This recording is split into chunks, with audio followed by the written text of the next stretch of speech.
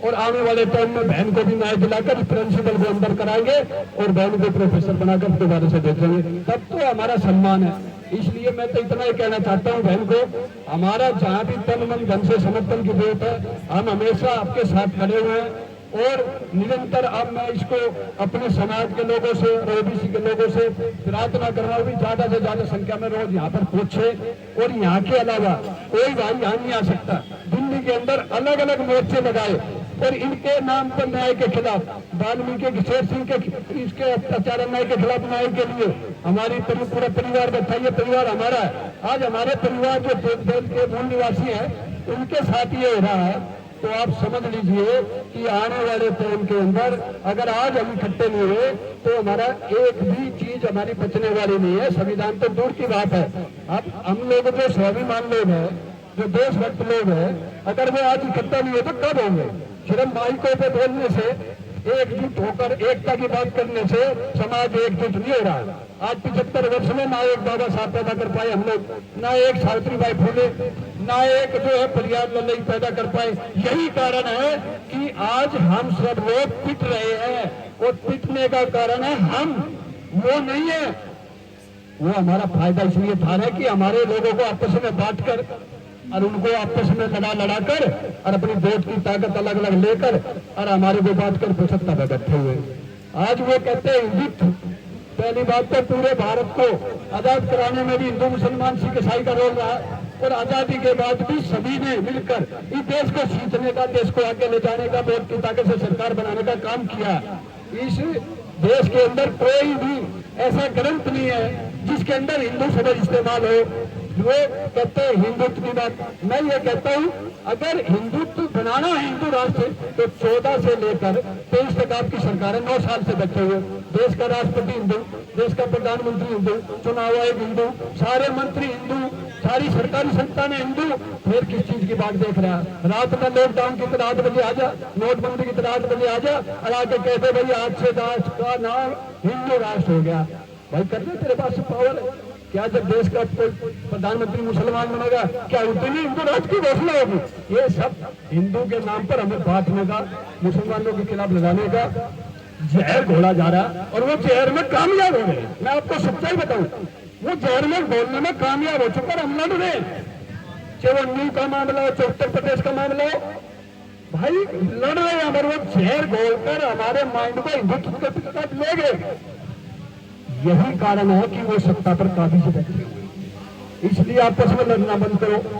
मैं तो SC/ST को भी कहना चाहता हूँ, ओबीसी भी आपका ही भाई है, और ओबीसी को भी कहना चाहता हूँ ये भी आपका भाई है। इसलिए एकजुट होकर और इस बहन के आंदोलन को इतनी मजबूती से पूरी दिल्ली में फैलाओ। और जो देश में सोशल मीडिया पे लोग हमारे, इसको सोशल मीडिया से बड़ा हथियार तो आपके पास है नहीं। मीडिया तो एक भी नहीं आएगी आपके पास। अगर आज सोशल मीडिया हर आदमी के हाथ में फोन है, इस फोन से चाहे 90 करोड़ लोग, 1 अरब 10 करोड़ लोग हम हैं पूरे देश में, अगर हम चाहे उसमें से 1 करोड़ लोग भी रोज अगर इस आवाज को प्रति दिन के इसको धरने को दिखाएं तो देश का प्रधानमंत्री मिल जाएगा।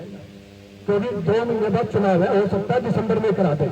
इसलिए सरकार हमेशा वोट की ताकत से डरती है, राष्ट्रव्यापी बड़े आंदोलन से डरती है। वो अभी तक हम कोई भी नहीं कर पाया। पूरे देश में कितने भी संगठन हो, कितनी भी हमारी पार्टी हो, कोई अपने वो जेल से जाने से बचाने के लिए लड़ रहा, कोई संपत्ति बचाने के लिए लड़ रहा, कोई नया नेता बनने के लिए लड़ रहा, लेकिन कोई भी आज की डेट में, मैं सच्चाई बता रहा हूँ, कोई भी संविधान बचाने के लिए नहीं लग रहा, लेकिन संविधान की बात सभी करते हैं। इसलिए मैं कहना चाहता हूं कि ईमानदारी से हम सब लोगों को आज बहन के साथ खड़े हैं। ऐसे ही सभी अत्याचार अन्याय होता है, जहां भी संविधान तोड़ने की बात होती है वहां भी हमें सबको एकजुट होकर खड़े होना चाहिए।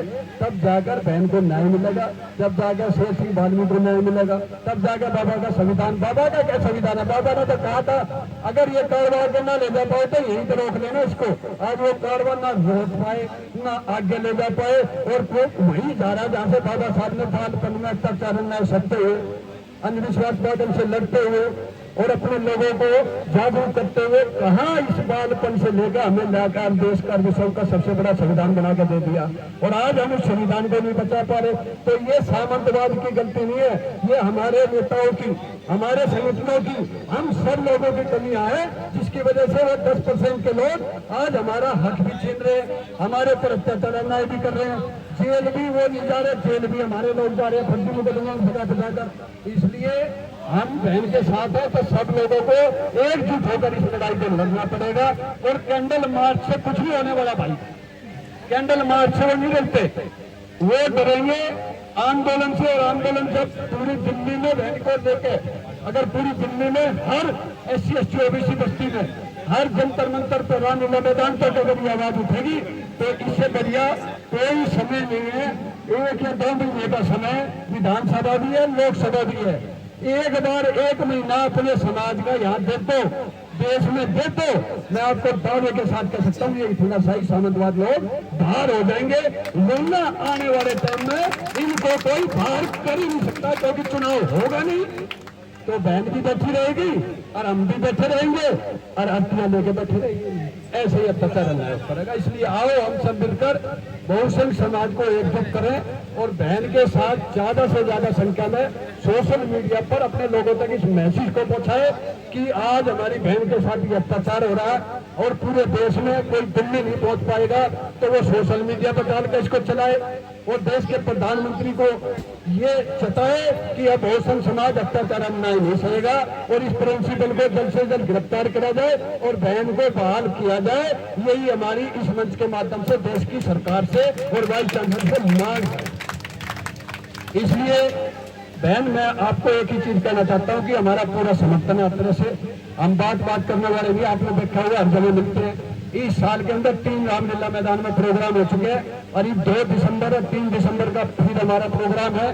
तो कहने का मेरा ये मतलब है कि ये जरूरी नहीं है कि कोई आदमी प्रतिदिन आ रहा तो यही आंदोलनकारी है, कोई आदमी बैठ के सोशल मीडिया से आंदोलन चला रहा, कोई लोगों को जागरूक करके चला रहा है, कोई लोग कहीं अलग अलग आंदोलन करके समाज का समर्थन कर रहे हैं। लेकिन वो कर रहे हैं तो आप ये ना सोचें कि हमारे पास आप पहले नहीं आए, हम तो हमेशा 24 घंटे इस काम के लिए बने हुए हैं। हमने तो बच्चे को सबको छोड़ रखा है, बिजनेस भी सब छोड़ रखा है। हमारा तो एक ही लक्ष्य और मकसद है, संविधान बचेगा तो हम बचेंगे, वरना हम न खुद बचेंगे न संविधान बचेगा। और जब ये दोनों चीज नहीं बचेंगी तो ये देश नहीं बचेगा।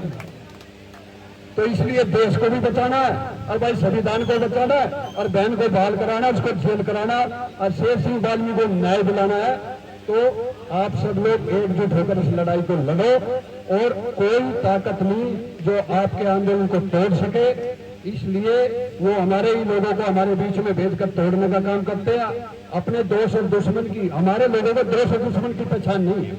अगर हम दोस्त को और दुश्मन को पहचान लेंगे तो फिर ये जान लेना कोई भी आपको देश की सत्ता पर पहुंचाने से रोक नहीं सकता। और बहन को न्याय तो 1 सेकंड में मिलने वाला है, लेकिन हमें एकजुट होना पड़ेगा। और जो अपने बीच में दुश्मन है उसको पहचान लो, उसको छोड़ दो। और दोस्त जो है क्रांतिकारी जो है बाबा साहब के बनाए हुए रास्ते पर चल रहा है, फूले परिवार के रास्ते पर चल रहा है, उसको अपने साथ लेकर चलो। भीड़ की जरूरत नहीं है। क्रांतिकारी कुछ लोग थे, जब बाबा साहब अकेले ने, एक व्यक्ति ने अकेले ने पूरे देश का ही, पूरे दुनिया का सबसे बेहतरीन संविधान लिखकर और हमारे देश को आज पूरे विश्व में नंबर 1 पर ला दिया। तो ये बाबा साहब की देन है, इन सामंतवादी की नहीं है। ये तो उस समय भी उनकी गोद में बैठे थे जो देश के गद्दार थे।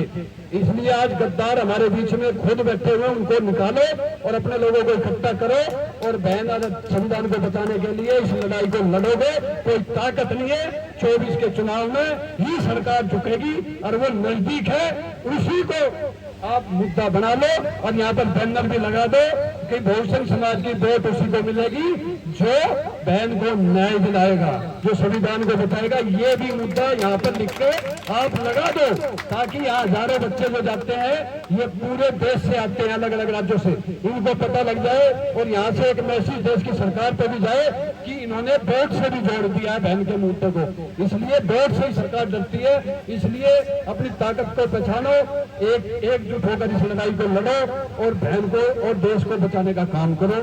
धन्यवाद। जय भीम, नमो बुद्धाय।